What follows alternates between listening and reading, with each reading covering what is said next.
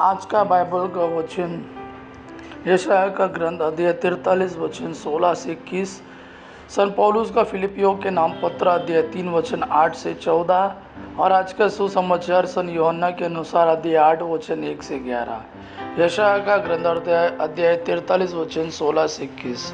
प्रभु ने समुद्र में मार्ग बनाया और मरती हुई लहरों में पथ तैयार किया था। उसने रथ, घोड़े और एक विशाल सेना बुलाई। वे सब के सब ढेर हो गए और फिर कभी नहीं उठ पाए। वे बत्ती की तरह जलकर बुझ गए।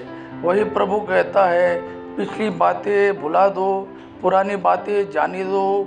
देखो, मैं एक नया कार्य करने जा रहा हूँ, वह प्रारंभ हो चुका है। क्या तुम उसे नहीं देखते? मैं मरुभूमि में मार्ग बनाऊंगा और उजाड़ प्रदेश में पथ तैयार करूंगा।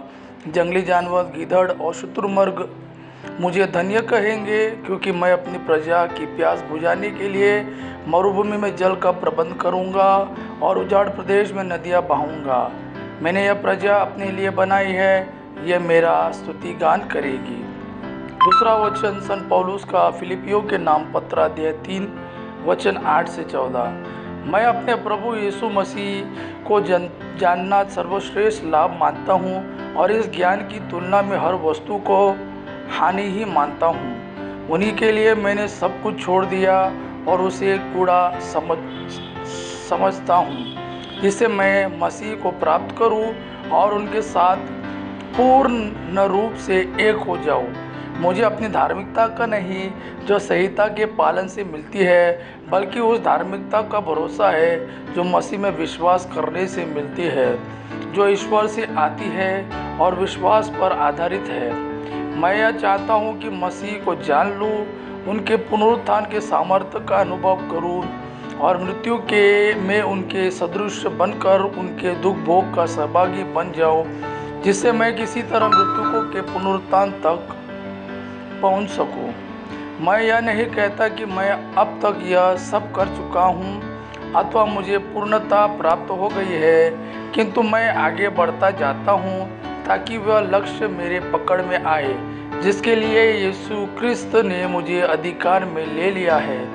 भाइयों, मैं यह नहीं समझता हूं कि वह लक्ष्य अब तक मेरी पकड़ में आ गया है। मैं इतना ही कहता हूं कि पीछे की बातें भुलाकर और आगे की बातों पर दृष्टि लगाकर मैं बड़ी उत्सुकता से अपना लक्ष्य की ओर दौड़ता जाता हूं, ताकि मैं स्वर्ग में वह पुरस्कार प्राप्त कर सकूं जिसके लिए ईश्वर ने हमें यीशु मसीह में बुलाया है। आज का सुसमाचार सन यूहन्ना के अनुसार अध्याय 8 वचन 1 से 11। और ईसा जैतून पहाड़ गए। वे बड़े सवेरे फिर मंदिर आए। सारी जनता उनके पास इकट्ठा हो गई थी और वे बैठकर लोगों को शिक्षा दे रहे थे। उस समय शास्त्री और फरीसी व्यभिचार में पकड़ी गई एक स्त्री को ले आए और उसे बीच में खड़ा कर उन्होंने ईसा से कहा, गुरुवर, यह स्त्री व्यभिचार करते हुए पकड़ी गई है। संहिता में मूसा ने हमें ऐसी स्त्रियों को पत्थरों से मार डालने का आदेश दिया है। आप इसके विषय में क्या कहते हैं? उन्होंने ईसा की ओर परीक्षा लेते हुए यह कहा, जिससे उन्हें उन पर दोष लगाने का कोई आधार मिले। ईसा झुककर उंगली से भूमि पर लिखते रहे।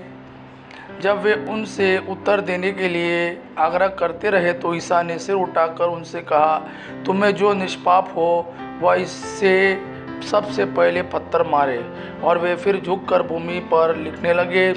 यह सुनकर बड़ों से लेकर छोटों तक सब के सब एक एक कर खिसक गए। ईसा अकेले रह गए और वह स्त्री सामने खड़ी रही। तब ईसा ने सिर उठाकर उससे कहा, नारी, वे लोग कहाँ हैं? क्या एक ने भी तुम्हें दंड नहीं दिया? उसने उत्तर दिया, महोदय, एक ने भी नहीं। इस पर ईसा ने उससे कहा, मैं भी तुम्हें दंड नहीं दूंगा।